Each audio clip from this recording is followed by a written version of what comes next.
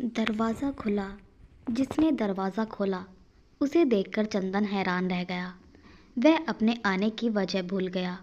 वह उसे ही देखता रहा। वह नींद से उठकर आई थी। आंखों में नींद की खुमारी थी। उसके ब्लाउज से सब कुछ साफ साफ दिख रहा था। साड़ी का पल्लू नीचे गिरा हुआ था। साड़ी का पल्लू हाथ में था।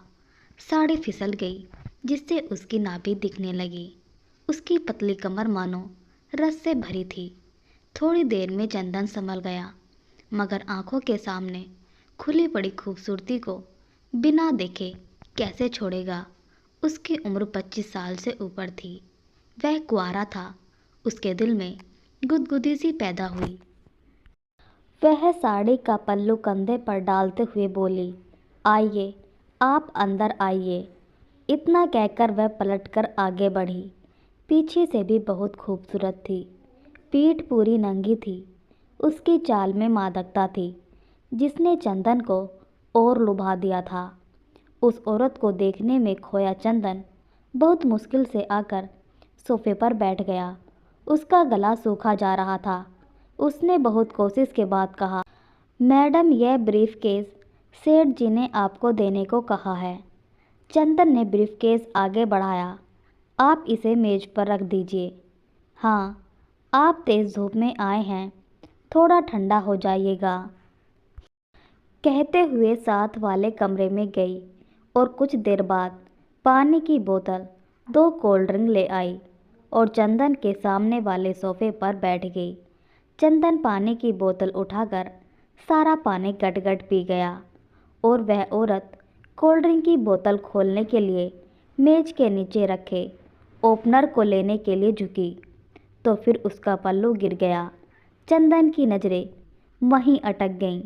उस औरत ने ओपनर से कोल्ड ड्रिंक खोली, उनमें स्ट्रा डालकर चंदन की ओर एक कोल्ड ड्रिंक बढ़ाई। चंदन ने बोतल पकड़ी। उसकी उंगलियां उस औरत की नाजुक उंगलियों से छू गई। चंदन को जैसे करंट सा लगा।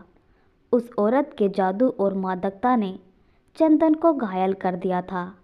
वह खुद को काबू में ना रख सका और उस औरत यानी अपनी सेठानी से लिपट गया। इसके बाद चंदन का सेठ उसे रोजाना दोपहर को अपने घर ब्रीफकेस देकर भेजता था। चंदन मालकिन को ब्रीफकेस सौंपता और उसके साथ खुशी खुशी हम बिस्तरी करता। बाद में कुछ खा पी कर दुकान पर लौट आता। इस तरह 4 महीने बीत गए।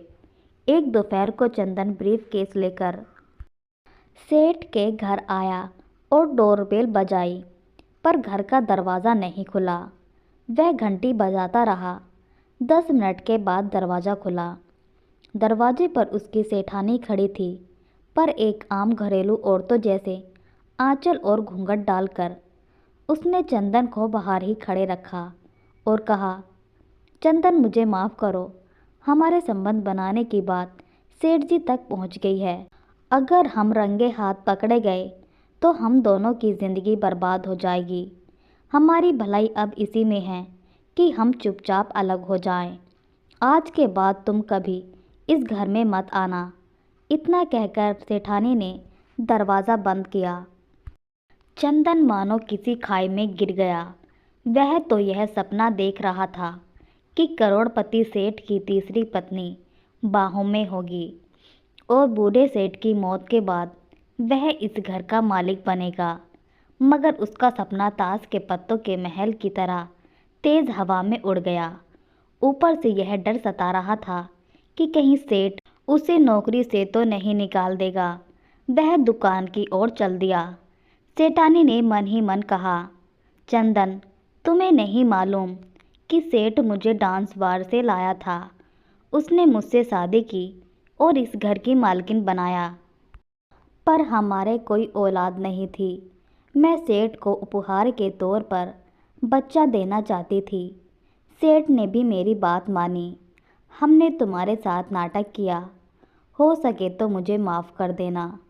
इसके बाद सेठानी ने एक हाथ अपने बढ़ते पेट पर फेरा और दूसरे हाथ से वह अपने आंसू पोंछ रही थी।